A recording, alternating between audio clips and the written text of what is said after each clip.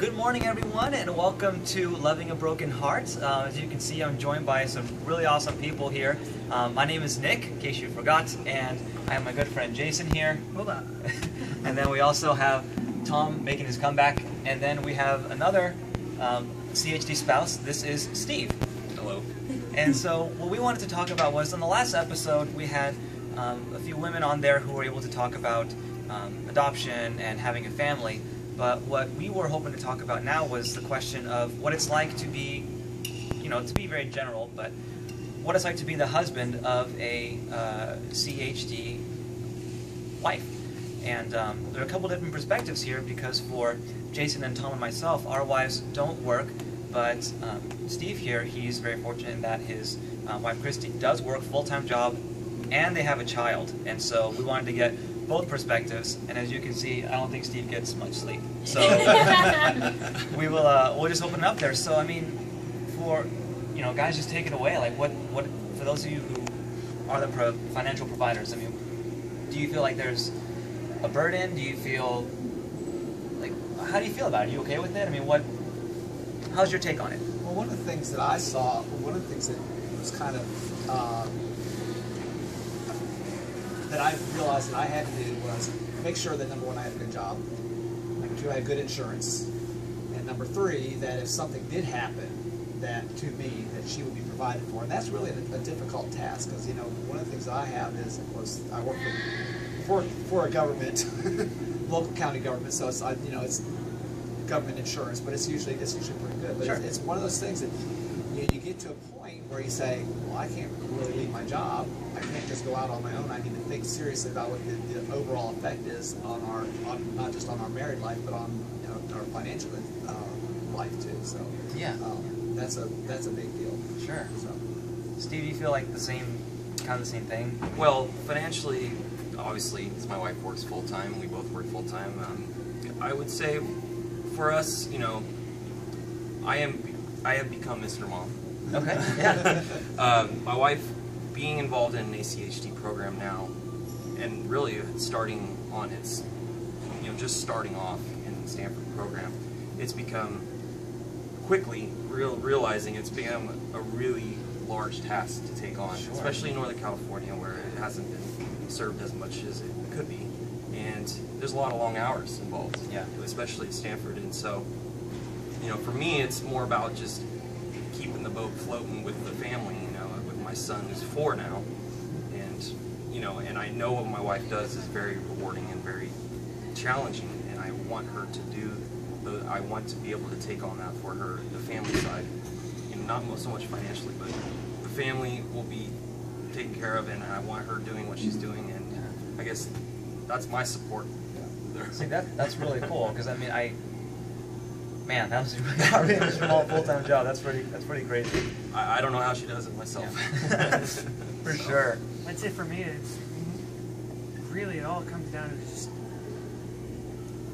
having some form of support base for not just her and the family, the kid and all that, but also for myself. So that way, I know that basically not only is is the family taken care of financially and all that, insurance and all that, but at the same time, it's more of it's kind of fulfilling to me, knowing that I'm filling the man role of, hey, you're supposed to provide and support your family, but at the same time, it's like she does stuff at the house that I don't have time to do, so it's like we're kind of working in conjunction. It's like, hey, stuff gets done.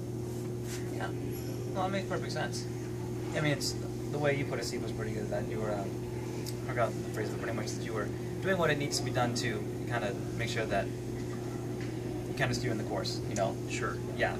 Sure, and and it's interesting. I mean, this is kind of going off the financial thing, but with my wife working in this program, what's very unique about my wife is she works for an ACHD program. Yeah. She's also a patient.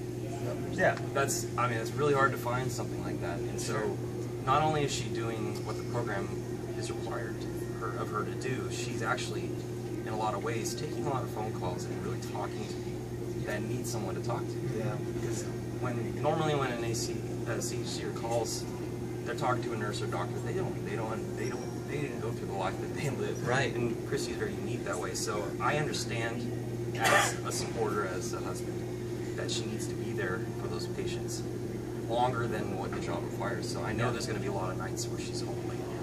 So that's I take it upon myself to be that support structure for her to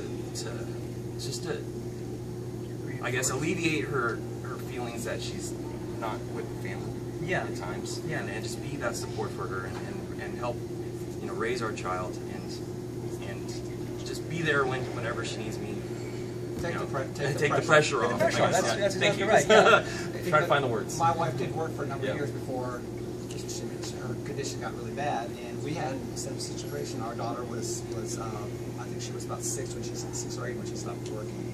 The same thing. It's like, you know, I was working, but she had a really good job, so she was making some good money, and finally her health caught up with her. But prior to that time, I did a lot of the Mr. Mom type stuff, making sure that, you know, Stephanie got to school. Stephanie, you know, was not in trouble at school, which was always interesting. But you know, it's just one of those things. You know, you just fill in, and you know, that's being a dad. Sure. You know, say Mr. Mom, but really that's being a dad. Absolutely. Yeah. We just have to be a little more involved in it. So. Absolutely. I think the key word you guys keep, you know, mentioning is support. You know, and just understanding that it's you know, because you guys are coming from all three of you actually from the perspective of a father, because Jenny and I don't have kids, but you know, I just keep hearing that over and over again, that, you know, you guys are just so united in what you're like, you know, the goal, and you guys are just, you know, doing whatever it takes for us to get there. That's what we're going to do. That's a very good point, because that's what it really is. It's a goal to raise our children properly. Sure. I'm very fortunate that mine's 32 years old, almost 32 years old now, so it's not like she's a little kid, but you know, my goal was to make sure she had active parents in her life, and she loves her parents. You know, she's of course adopted, but she loves her parents. It's very important to her that we're in her life. So that was our goal, and I think for you guys, it's probably the same thing true, right? Your goal is to raise your kids and keep them, you know, make sure that they never lack for anything. From what I've seen from us discussing this here, it sounds like more of a, at least for you guys, because your wife, you know, works and yours does all the CHD and all that support, all that stuff. It sounds like you guys are mainly doing your thing to just help reinforce them that they're doing what they're supposed to be doing. Exactly, absolutely. It's really their mission. You know, it's to certain extent it's their calling. You know, they're called to help out in different ways. You know, just making sure we got good jobs to take care of them. Yeah. Make sure they're okay too. So. Yeah, I would like. I mean, I just want to add a little side point. You know, on that point that they're doing what they were meant to do. With my wife, you know, the last conference was the LA conference we went to. That was our first conference, and she was not in the ACHD field. And what's interesting to me is, from that point on, she goes from a patient only at this conference in LA, and now she's a faculty presenter here. Like in 3 years, it's just, to me, it's like, you know, I'm so happy that she's doing exactly what, you know, from that LA conference, discovering a whole new world to, this is what I was meant to do, and then within 3 years' time, she's in the program. That's amazing. And she's helping people. And she's unique in that a lot of the people who are here, who are faculty and staff, are not, they're in the field, but they're not also physicians. Yeah, There's that's some, but not a lot of them. It's very rare. But I think it's really, because they add so much more to the conference. Absolutely. And being here together, I mean, our opportunity to be together and spend time. I mean, I'm in Georgia, you're California. Yeah, exactly. Yeah, so it's like, you know, we get the chance to spend time with friends who really kind of relate to what we're going through. So That's pretty amazing. It really is, for sure. So I know that this conversation can go on for I hours and know. hours, you know, and I'd love to, but for the sake of time, we'll go ahead and just stop it for now. But thanks, guys, very much for watching. Be sure to, you can find this and all the other videos at our website, which is lovingabrokenheart.wordpress.com. All the YouTube links are there. Feel free to post comments on the website and also via YouTube. Any other questions or comments you'd like for us to field, we'd be happy to. But for now, we'll just cut it there and say thanks again and have a great day.